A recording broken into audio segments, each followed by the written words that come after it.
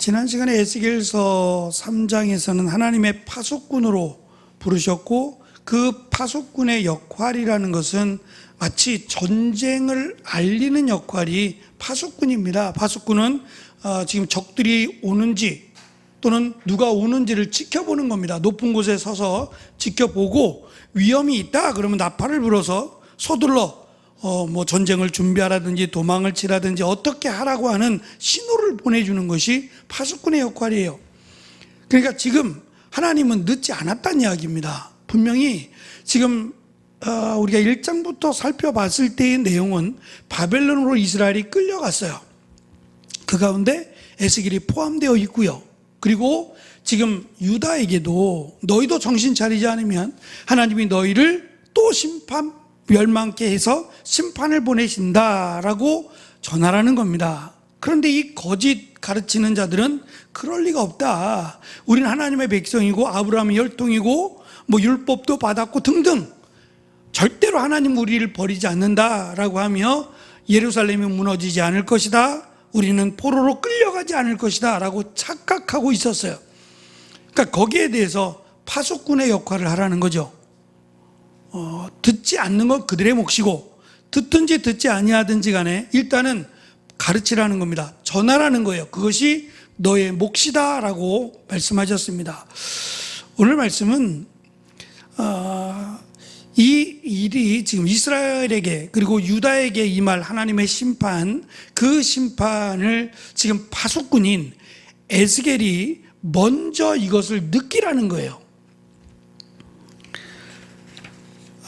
산소 마스크의 법칙이라고 있어요.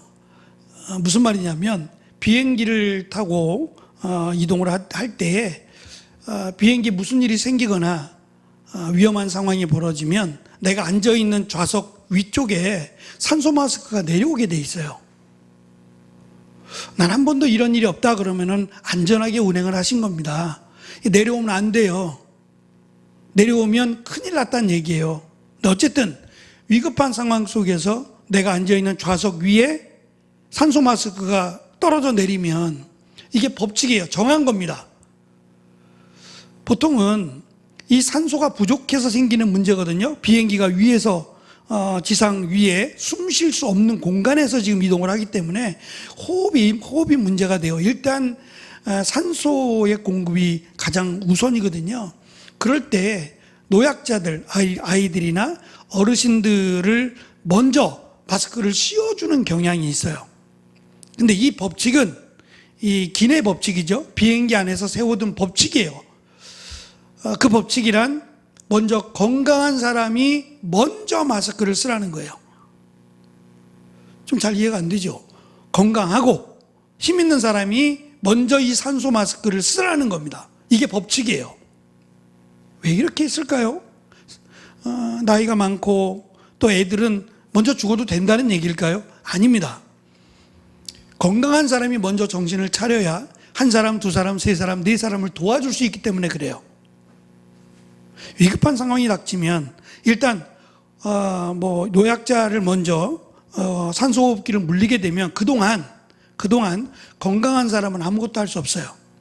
오히려 더 많은 사람의 생명, 많은 사람을 도와주기 위해서 세운 법칙입니다.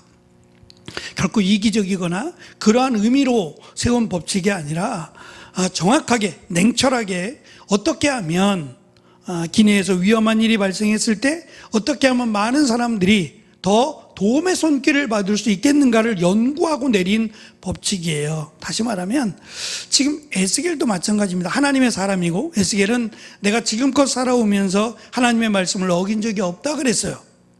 그런데 왜 하나님은 이스라엘의 죄악을 몸소 느끼도록, 그리고 반대로 유다의 죄악을 몸소 느끼도록 하셨는가 이 말이에요. 하나님의 말씀을 전할 파수꾼이 긴장감이 없고 하나님의 말씀을 이스라엘 백성들, 유다 백성들에게 정신 차리라고 그냥 말하면 될 문제가 아니라는 거예요. 내일같이 내일처럼 그러한 마음의 자세로 하라는 의미에서 지금 에스겔에게 이런 아픔이라고 할 수 있는 고통을 주신다는 건데요. 오늘 말씀은 특별하게 제목에도 있는 것처럼 이 기한이라는 걸 정해놨는데, 이 기간이 390일 더하기 40일이에요. 이스라엘 백성들의 죄악을 상징하는 390일, 그리고 유다의 죄악을 상징하는 40일이에요. 그럼 더하면 430일이죠. 1년을 하루로 계산했다 그랬어요. 그러면 430년입니다. 이스라엘 백성들이 애굽에서 하나님을 떠나 하나님 없이 죄악 가운데 살았던 기간이 390년이라 그래요. 그리고 40년 하나님이 적과 꿀이 흐르는 땅으로 인도하시면서 이 40년 동안 정신을 못 차리고 하나님을 온전히 믿기보다는 불평해서 거의 다 죽죠. 그 하나님을 불평했던 시간 40년 해서 430년이 이스라엘 백성들의 어리석은, 그리고 하나님을 떠난 값이었어요. 그것을 하루씩 계산해서 왼쪽으로 누워서 이스라엘 백성들의 죄악을 생각하면서 살라는 겁니다. 기도하라는 얘기겠죠. 정신 차리라는 얘기일 거고요. 그게 390일, 그리고 40일은 유다 백성들을 위해서 아파하고 또 그들을 정신 차려 하나님의 백성으로 삼기 위한 기간으로 40일을 두셨어요. 그래서 이 430일이라고 하는 1년이 좀 넘죠. 어찌 보면 그냥 지금 함께 있는 포로로 끌려온 이스라엘 백성들에게 가서 외쳐도 돼요. 정신 차리라고, 여기서 끝이 아니라고. 당신들은 여기서 돌아오지 못할 수도 있고 더 혹독한 하나님의 심판을 겪을 수 있다라고 외칠 수 있어요. 근데 하나님은 그 외침 전에 지금 에스겔 선지자, 나는 죄가 없습니다라고 말하는 그에게 죄 때문이 아니라 공감하라는 거예요. 전 좀 특별하게 봤어요. 왜냐하면 우리가 이 공감한다라고 말할 때 이 공감이라고 하는 감정만을 의미하지 않아요. 같이 아파하는 거예요. 같이 슬퍼하고 같이 힘들어하는 것을 공감이라고 이야기하죠. 하나님이 지금 이스라엘 백성들이 먼저 포로로 끌려왔고 또 유다 백성들이 멸망하고 포로로 끌려올 거예요. 근데 거기에 대해서 하나님의 일을 맡은 에스겔 선지자에게 공감하라고 말씀하세요. 에스겔 선지자만 그럴까요? 누구의 잘못이라고 말하지 않아요. 나는 상관없다, 나는 죄를 짓지 않았으니까 라고 말하지 않는다는 거예요. 특별히 하나님의 일을 감당해야 될 에스겔에게 공감하라고. 하나님의 마음이 그런 거죠. 하나님의 마음이 심판하실 때에 한번 당해봐라.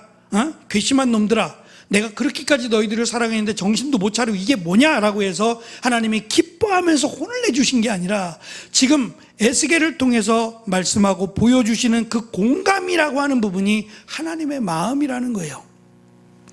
그렇게 보면 우리가 바울 서신에서 사도 바울이 성도들을 향해서 정신 차리라고, 또 성도들을 향해서 내가 기도한다고 말할 때 바로 그 부분이 지금 에스겔 선지자가 당하는 바로 그 부분이 아니었을까 싶어요.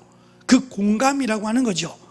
그래서 하나님이 이스라엘이 다시 하나 되기를, 다시 하나님의 백성으로 세워지기를 원하신다라고 하는 것을 의도적으로 강조하고 있습니다. 또 한 가지는 하나님이 그 에스겔 선지자에게 430일 동안을 먹고 마시는 문제를 이야기하시는데 여러 가지 곡식이 섞여 있어요. 보리빵과 같죠. 이 보리빵과 같은 것을 하루에 약 20세겔이라 그래요. 이게 어느 정도냐 그랬더니 230g인데 햄버거빵, 작지 않은 햄버거빵 하나가 230g이래요. 이게 하루예요, 하루. 햄버거빵만한 그 빵이 아무것도 안 들어있는 거예요. 그냥 요즘으로 말하면 웰빙 음식이에요. 곡식으로 만들었으니까. 근데 소화도 잘 될 것이고 배고파요. 고기를 먹는 게 아니라 빵을 먹으라 그랬으니까 이거를 430일 동안 하루에 하나씩 먹는 거예요. 얼마나 배고플까요? 답답하잖아요. 막 우리가 목도 막힐 거고. 어쨌든 햄버거만한 빵 하나를 가지고 하루에 하나씩 먹으라는 거예요. 이것은 이 당하는 430일이 쉽지 않다는 걸 의미하죠. 하루에 빵 하나, 그 손바닥만한 빵 하나 가지고 이거를 하루를 먹으라는 얘기는 고통을 분담하라는 얘기예요. 또 한 가지는 이 물 얘기를 합니다. 물도 6분의 1 흰이라고 말하는데 500ml 생수 있죠. 그냥 이렇게 들고 다니는 물. 그게 500ml예요. 그러니까 그것보다 조금 더 많은 600ml를 마시는 거예요, 하루에. 그럼 생각해 보면 지금 이스라엘 백성들이 있는 그곳은 목마른 땅입니다. 물이 많지 않은 땅이에요. 덥기도 하고요. 그런데 그 더운 날씨에 하루 종일 물을 600ml만 마셔야 돼요. 그럼 이건 최소한의 물이에요. 아까 빵도 마찬가지지만 최소한의 물과 빵을 가지고 430일을 함께 살아야 돼요. 거기다가 이 빵을 굽는 데 있어서 예전에도 그랬나요? 저는 이런 경험이 없어서 쇠똥이요.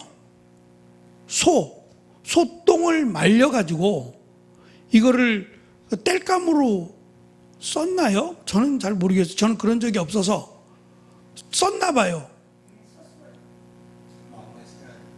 김진찬 집사님은 어떻게 알아요? 아, 시골서 살 때 소똥을 말려서 땔감으로 써요? 있었어요? 하도 오래전 얘기 같아요. 근데 이스라엘 백성들은 이런 일이 있었대요. 그리고 소라고 하는 짐승은 일단 구약 성경에서 정결한 짐승으로 들어가죠. 소나 양이나. 근데 소가 덩치가 크니까 이제 땔감으로 썼다는 거예요. 근데 이것을 써서 이것만 쓰는 건 아니지만 이것을 써서 빵을 굽는 일이 특별하지 않았어요. 있었다는 얘기예요. 문제가 없다는 건데 지금 뭐라고 말씀하냐면 인분이라 그래요. 인분. 사람의 똥이래요. 근데 이스라엘 백성들은 사람의 똥을 말려서 그것을 땔감으로 쓰지 않았답니다. 이것은 이방 사람들이나 결코 하나님께서 또 하나님의 백성들은 인분을 땔감으로 쓴 적이 없대요. 쓰지 않았답니다. 그래서 화들짝 놀라는 거예요. 하나님, 제가 죄도 짓지 않았는데 이 부정한 것을 통해서 빵을 구워야 됩니까? 하나님 좀 살려달라고 그랬더니 그러면 내가 바꿔줄게라고 하며 소똥으로 그것으로 말려서 빵을 굽는 땔감으로 쓰라고 말씀합니다. 이것이 주는 의미인데요. 3페이지 보시면 제가 두 가지 이유를 적어놨습니다. 밑줄을 그어놨는데 첫째, 왜 인분으로 쓰라 그랬느냐? 언약 백성이 거룩한 땅을 상실하고 이방인들 사이에 섞여 살면서 율법의 정결함을 지킬 수 없는 철저히 부정한 상태에 전락하게 될 것이라는 것을 상징하고 있어요. 두 번째는 예루살렘, 유다가 멸망하면 사람들이 겪게 될 극도의 식량, 식수 부족, 이방 땅에서 겪게 될 부정한 삶을 선언하라는 거예요. 너희들이 이렇게 된다. 하루에 손바닥만한 빵 한 조각도 먹기 힘들 것이고 600ml 이렇게 손으로 움켜쥐면 그게 600ml가 될지 모르겠습니다만 그것으로 하루를 때워야 될 정도의 물조차 마시지 못할 거다. 그래서 17절에 보시면 식량과 물이 부족해서 사람들이 뼈만 남아 서로의 얼굴을 바라보는 것조차 무섭게 될 것이다. 정신 차리라는 거예요. 지금 이미 포로로 끌려갔던 이스라엘이나 또 포로로 끌려갈 것으로 말씀하시는 유다나 다 그냥 끌려가고 끝날 문제가 아니라는 거예요. 아주 혹독하게 이방인들로부터 조롱과 핍박을 당할 것이고 고난과 환난을 겪을 것이다. 결국 이 말은 정신 차리면 늦지 않았다는 거예요. 참 하나님의 은혜죠. 이미 포로로 끌려갔는데 늦지 않았대요. 아무런 희망이 보이지 않는데 늦지 않았대요. 이게 어떻게 가능하죠? 이미 힘을 쓸 수 없을 만큼 절망 가운데 빠져서 우리가 1장에서 살펴볼 때 그발강가라고 나오죠. 이 그발강가가 강이 흐르는 곳이고 그 주변은 아주 극도로 가난한 사람들이 거기서 텐트를 치고 살았다 그래요. 지금 이스라엘 백성들의 꼴이 그 꼴인 거예요. 예? 그러면 강에서 떠다니는 물고기나 잡아먹을까 싶어서 그 강가에서 그런 절망 가운데 있는 이스라엘 백성들에게 이 말씀을 주시는 것은 희망이 있기 때문이에요. 그래서 하나님을 믿는 또 예수 그리스도를 믿음으로 하나님의 자녀가 된 우리에게 성경에 사전이 있다면, 성경에 어떤 단어집이 있다면 거기에는 절망이라는 단어가 없다는 거예요. 세상은 절망이에요. 내 모습이 내 모양이 세상에서는 우리를 보고 정의할 때 저 사람은 절망적이야 라고 말하기도 한다는 겁니다. 그런데 하나님의 말씀, 성경에는 하나님의 자녀된 자라면 절망이라는 단어가 없다는 거예요. 왜냐하면 그 절망을 바꾸어 주시는 하나님이 계시기 때문이라는 거예요. 그래서 포기하지 말 것을 누구에게?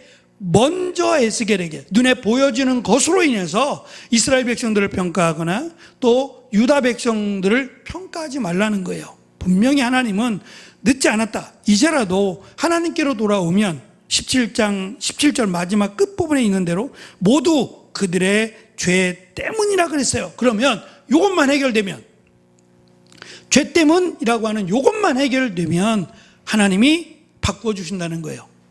우리는 이미 성경을 통해서 이스라엘 백성들이 다시 돌아옴을 봤어요. 그것이 우리가 살펴보고 있는, 수요일 날 우리가 살펴보고 있는 말씀이 될 거예요. 이미 바벨론에서 포로로 끌려갔다가 돌아온 자들이에요. 그들에게 하나님은 성전을 지으라고 하세요.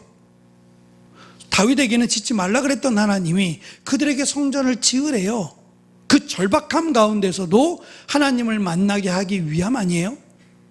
대단한 게 아니라 하나님을 온전히 믿는 말씀이 중요하다라는 것을 이번 수요일 날 살펴봤습니다. 마찬가지로 지금 이들이 비록 포로로 끌려가 있어요. 그발강가에서 텐트를 치고 막 진짜 거지처럼 그런 생활을 하고 있어요. 그러나 그들이 죄에서 돌이키면, 하나님을 온전히 믿으면 마치 애굽에서부터 건져내신 하나님이, 430년이 그걸 의미하잖아요.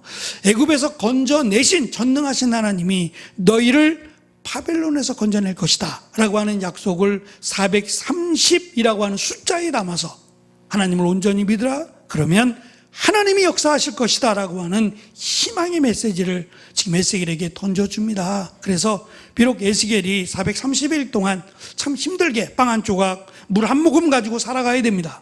근데 그냥 그것만 살아가기에 힘썼을까 싶어요. 기도하지 않았을까요? 이미 끌려온 이스라엘을 위해, 또 하나님을 모른다 하며 죄 가운데 빠져있는 유다를 위해서 기도하지 않았을까요? 그래서 하나님께서 역사하시기 전에 하나님이 먼저 하나님의 일꾼들을 향해서 깨닫게 하시고 또 함께 공감하게 하시고 또 전하게 하셔서 하나님이 도우신다, 하나님이 역사하신다라는 것을 말씀을 통해서 우리에게 깨닫게 하십니다. 아까 제가 잠깐 말씀드린 것처럼 산소호흡기의 법칙처럼 내가 먼저 은혜 받지 않으면요, 내가 먼저 충만해지지 않으면 많은 사람을 도와줄 수 없어요. 다른 사람을 도와주는 거 하지 말라는 게 아닙니다. 먼저 도와주는 거 필요해요. 그런데 나는 괜찮고, 나는 아무렇게나 괜찮고 다른 사람이라고 생각한다면 이것도 생각해 볼 만합니다.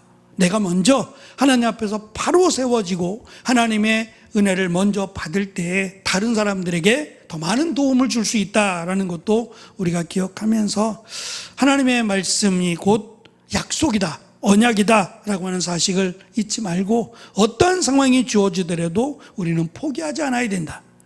하나님은 살아계시고 하나님을 믿고 따르는 자들을 하나님이 역사 가운데 분명히 지켜주셨다라고 하는 사실을 오늘 말씀 가운데 우리가 꼭 기억하면서 회복시키시를 원하시는 하나님, 우리가 더 이상 이 땅에 매인바 되어 죄악 가운데 살기를 원치 않으시는 그 하나님의 뜻대로 힘써 믿음 가운데 살아가는 우리가 되기를 간절히 축원합니다.